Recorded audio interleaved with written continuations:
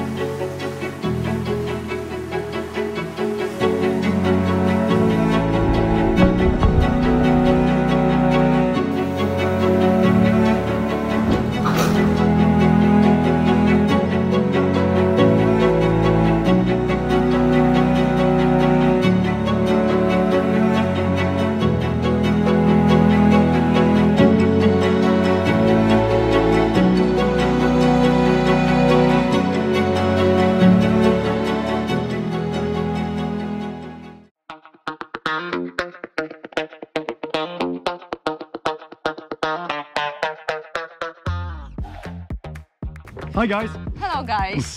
Hi, welcome again. I know we've been quiet for a while, but as we promised, we're coming back. And the first things first, you all wanted to know what happened during refit.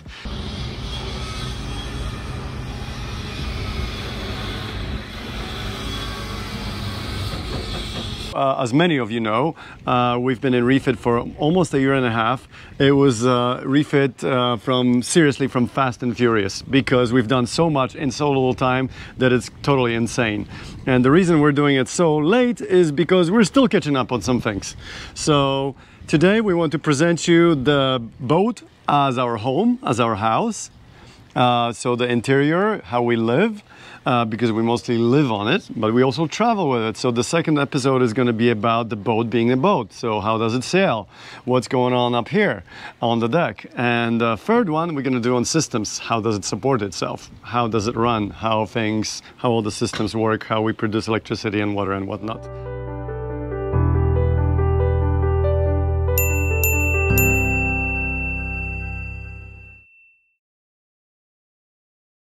Alright guys, welcome aboard our Neil 50. That's the only Neil 50 ever made. Yes. And it was a concept boat. It was basically the boat that started Neil Trimarans. And now it's quite a decent sized production at the shipyard in France. And then they went off on a tangent and created something completely different. The smaller ones are probably less fancy, and some bigger ones are even more fancy. So if you're ever thinking about buying a Trimaran, definitely call us. And in the meantime, we'll show you ours, what we've done to it. Okay, so welcome aboard Polly, because this is the name of our Trimaran, and it's been our home for the last almost 8 years. Yeah, since 2015. Yeah, with basically. Some breaks, because we already had two refits on a way. Well, yeah. Actually, 2015 was after the first refit, so we sailed until 2021, and then in 21 to 22 we did another refit, and we wanted to show you the effects of that. And also we would like to, in another episode, we also would like to show you the boat being the boat, which means actually sailing, yeah. Right? Because right now we're going to concentrate in this episode on the boat being our home.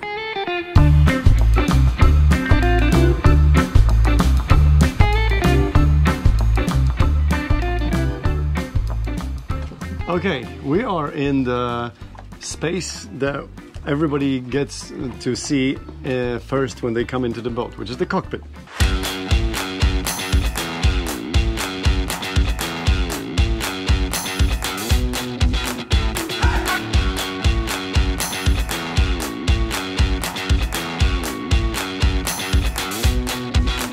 So here we are in the cockpit. Cockpit is like in this climate, it's like the central living space. This is where we eat, this is where we hang out, this is where we swim and bathe and have fun, and kids jump from the new roof. New roof? All right.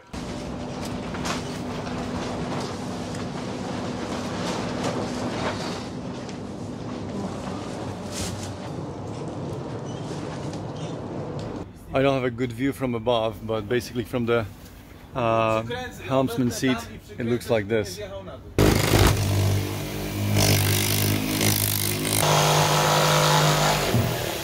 Okay. So this operation is to temporarily, not temporarily, it's staying here, but to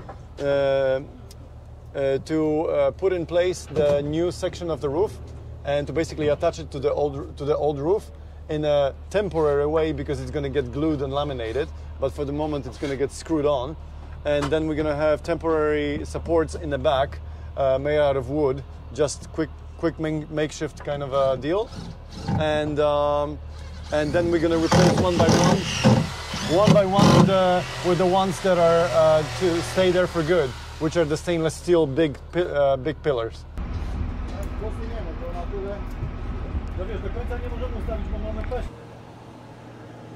You see that mark here? Well, we didn't want to spend another week in Poland finishing this, but the idea is to put like a RGB nice LED lighting in there and cover it with plexi. But the point is this: you can see where the old roof used to end. All this is a completely new section. Adam has designed this for us on the technical level. He has drawn up and calculated the supports. And why such strong supports? Because we had to convert the entire system how we handle the mainsail. I don't know if you remember, but hopefully we can show you now how we used to handle the mainsail. We used to have the German style V-sheeting that would be anchored on both ends of the cockpit, and we would have to literally unclip it, take it on the other side, and unroll the bimini in order to stay on the anchor and not get scorched with the sun or get rained on. Conversely, when we were getting underway and wanted to use mainsail, we had to do it the opposite way, right? So we technically didn't use mainsail unless we had at least 20 miles to sail upwind, because it was such a chore. The whole process took about 45 minutes back and forth, right? So now it's super, super easy.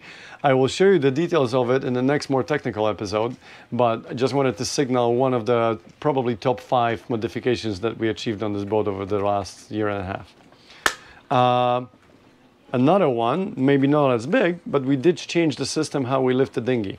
The davits are no longer typical davits that are there solid in place, but instead we have the swing system that is far more lighter, but instead the entire support is on ropes, right? So I will show you details of that as well. Let's see. Maybe not highly technical thing, but for us, after having years and years of really, really poor cushions that would look like crap, we are so happy to announce that we found somebody who did a really, really nice job, and it's looking like a respectable yacht now. So we have this lounge area here. We have these cushions that actually fit well, and they're kind of square, you know, the new style and everything. So we're happy. Yeah, it's good. It's good. Then we created, Adam created this table. I think he did it in like 2 hours. It was insane. And then he did another one because he had the form running. So he laminated another one. And we installed one of them, and we're kind of looking around and like, wait a minute. Do we really need the second one? Well, guess what? It's still sitting in storage, because we decided that it's so nice to have this open space. We actually created this little coffee table here and a coffee sitting area. And quite frankly, we haven't had an issue with dining with just this one table so far. So far so good. Lots of space. Very good. Showering. We have fresh water over here, which is hot and cold at the same time. We want to install another one over here, actually, that would be a little bit more economical when it comes to water, because this one doesn't have the... It's really nice because you can change the temperature, but you cannot change the way the pressure runs through it. So, and we also have ocean salt water here, but normally the way we shower is we jump into the water, and then when we come out, we basically take a very small rinse in fresh water. This way we don't have to use the water maker all that much, and we don't use. It's basically becoming very, how should I say, water saving. And also here is the swimming platform, and also the place where you come in and out of the boat when we are at anchor. This is where we dock our dinghy and let everybody in and out of the boat. So that's how we start. In the cockpit, we have made quite a few changes. I mean, the boat in general has been painted inside out, on top to bottom. Everything has been completely refreshed. But also, we have done things like, for example, changing the floor.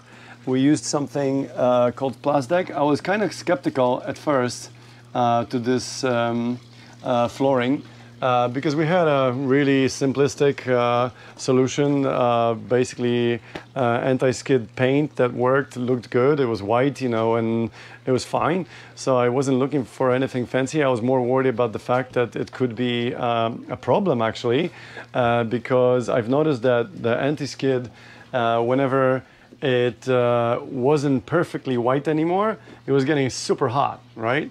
So my biggest concern about getting a plastic or synthetic teak was, well, since it's not completely white, then it's probably in the Caribbean sun, it's probably going to be unbearable. So I'm glad to be a convert and basically admit that I was wrong. We did pick the safest option, which is like the lightest color there was, almost. But it made it far more elegant, and it's extremely practical. There is only one downside, but I don't think you can have any anti-skid material that doesn't catch hair and it's still anti-skid. So the only downside of this flooring is that it catches hair, but there's an easy way of actually getting the hair out. So it's not a big problem. What is really super nice about it is something that we didn't have before, is that when it's wet, it's just as gripping to your feet, has just as much traction as when it's dry. So, another modification while we're here is we used to have this latch, Lumar latch, round one over here that would come in as an alternate way of going in and out of the engine room. Well, you always used to trip over it. So I'm happy to announce it's gone. We used to have this semi-permanent cutout over here that was basically always glued in or siliconed in, that would only be used for refits when you had to take engine in and out, right? So we made that cutout into a hinge door. And now this is our access to the engine room, aside from the one from the front, which I will show you later from the workshop. So, niceties. We also had a really cool company that approached us that was doing all kinds of stuff in plastic film.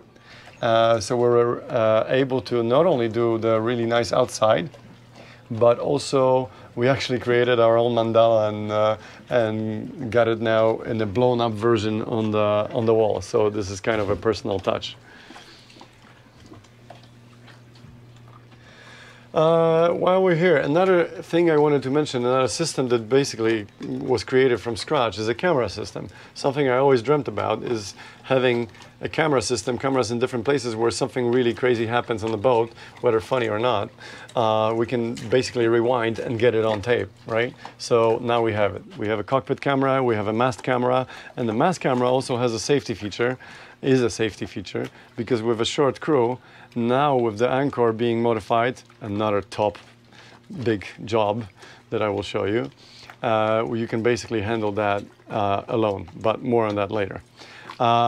Let's come back to the home stuff. Should we go to the kitchen? To the galley? I don't know what you want to call it. Yes.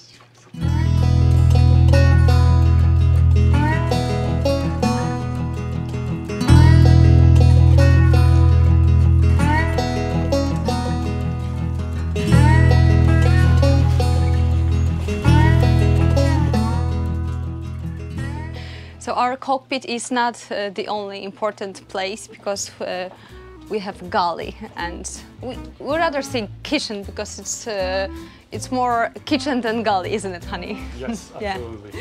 Yeah, so we have changed here a lot. The structure of the kitchen is the same, but in details everything is new. It's really bad. It's a almost 6-year-old oven.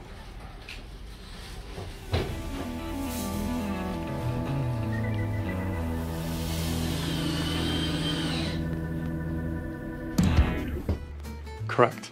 So probably the biggest modification, at least from on the practical side, is the induction cooking and the electric oven.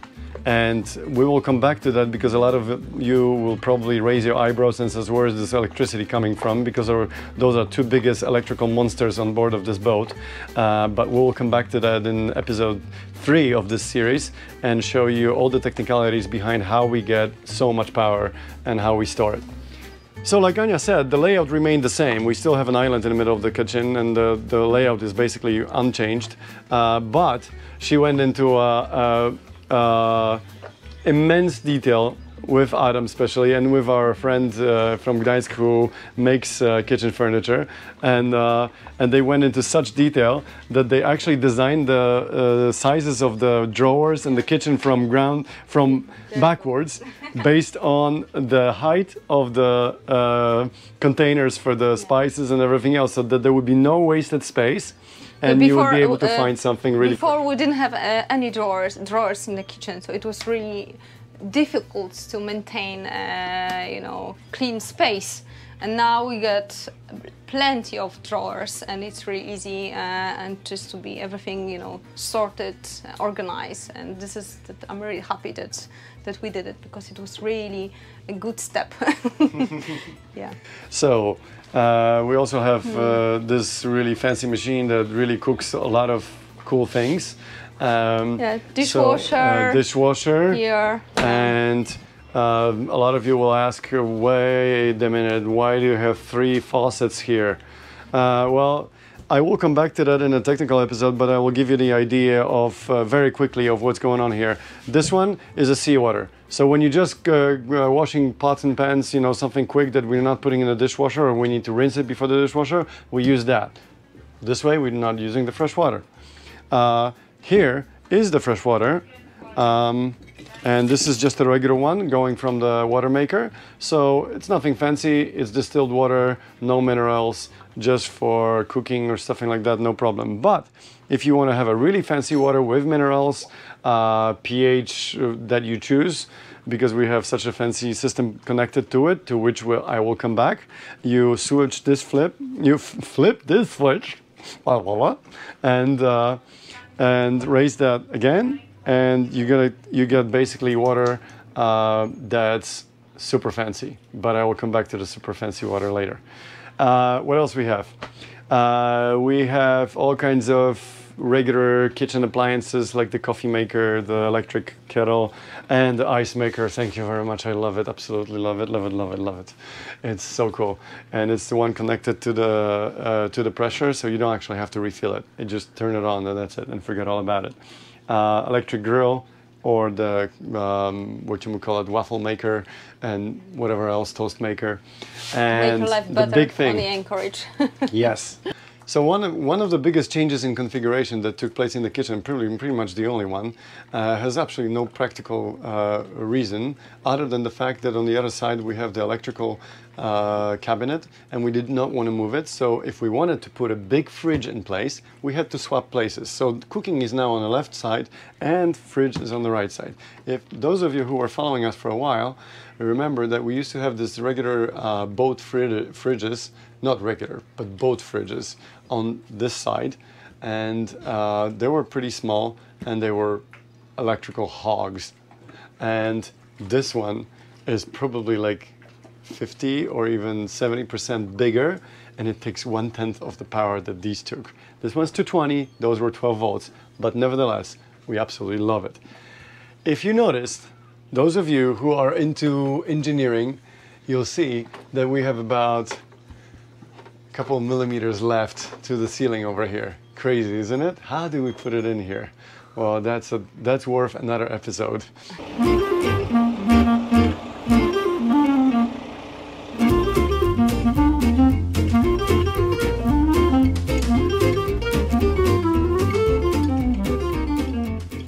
But just to give you an idea, we had to take it in lengthwise.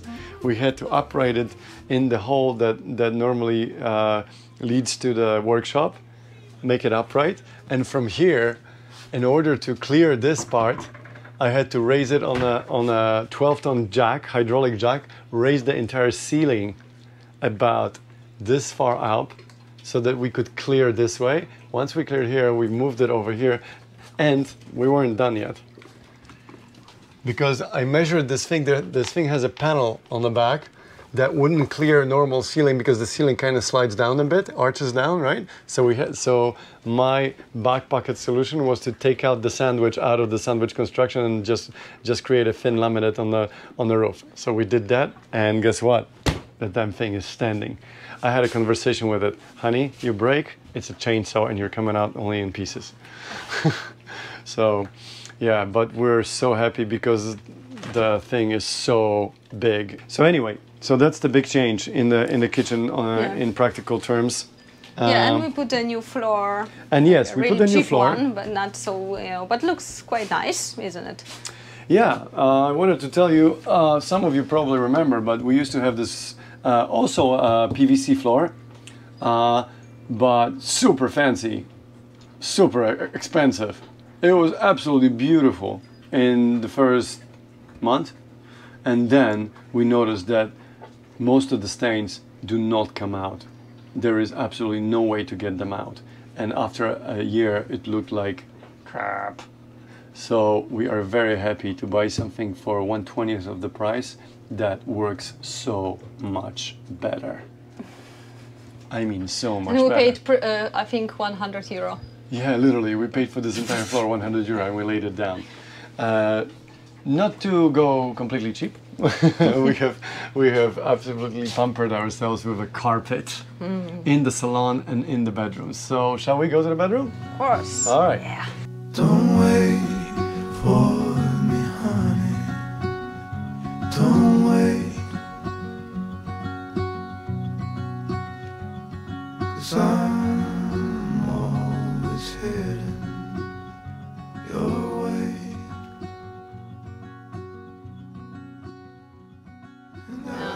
So there are 5 cabins on Poly, 3 inside on the bridge, and 2 extra in the halls, in Amas. So here we have the same bedrooms.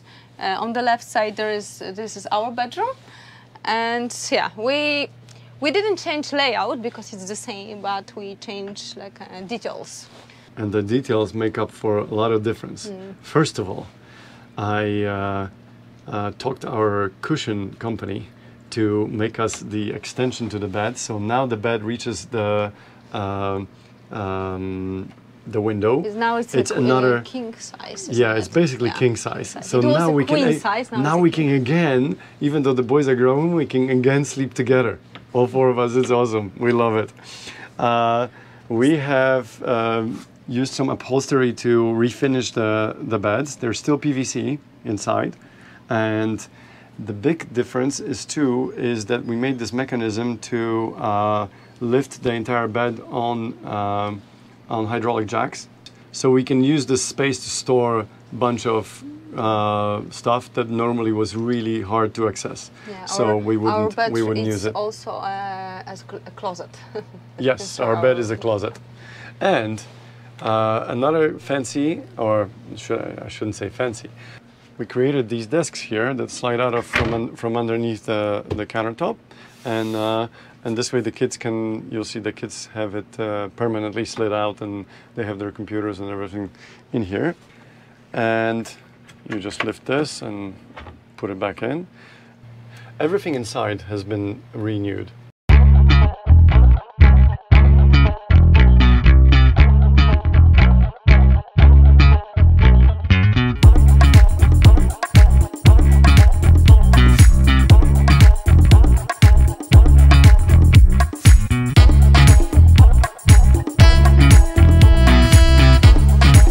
So we painted the whole boat inside. In fact, we painted the whole boat outside as well. But we also refinished the upholstery. So everything is new, nice and fresh, and to our liking, and kind of lighter than it was, even though it was quite a airy, light boat to begin with, right? But we also have some personal touches here, like that mandala that our friend created for us. And you saw the blown up version in the cockpit on the wall. That's kind of cute. And Ania was just showing this vast, beautiful windows that we absolutely love because we can see everything outside, and even at night we can see stars, and when we're sailing we can see ships and everything. So it's awesome. Let's see. Let's come out. Let's take a look to the kids' room. They are watching the movie at the moment because they just came back from the beach. Ta-da. So we're gonna only take a quick look, not to disturb them. Oh, the octopus. The octopus. Somebody did a clean up here. Clean up. Oh, I just sat on a Lego set. Oh, you're in trouble. No, I didn't destroy it. Yeah, so this is the Kuba. Kuba had a heart attack. So this is the Kuba's office. So this is a really good decision because Thank you, we've honey. been homeschooling kids recently for last 3 years. And yeah, so kids are getting more and more independent, and so this is a really good place in the calm and peace just to do school. And yeah, everything is well organized. They have some books, toys, not so many because they are growing, so the toys are not so interesting anymore. But still, Lego is on the list, and yeah, so this is a really nice space for 2 of them. Lego is what? Lego is on his list, he says. Yeah, Lego is on the Kuba's list because Julian is more social. He likes to go out and meet another families with kids on the boats. Okay, I think we're gonna leave kids on their own because now they get a movie time. They deserve it. They did school. Okay, shall we go further? We're gonna show you our favorite bathroom. So this was the new idea, just to do a hole as a hole in the ceiling. No, I'm kidding. Hole in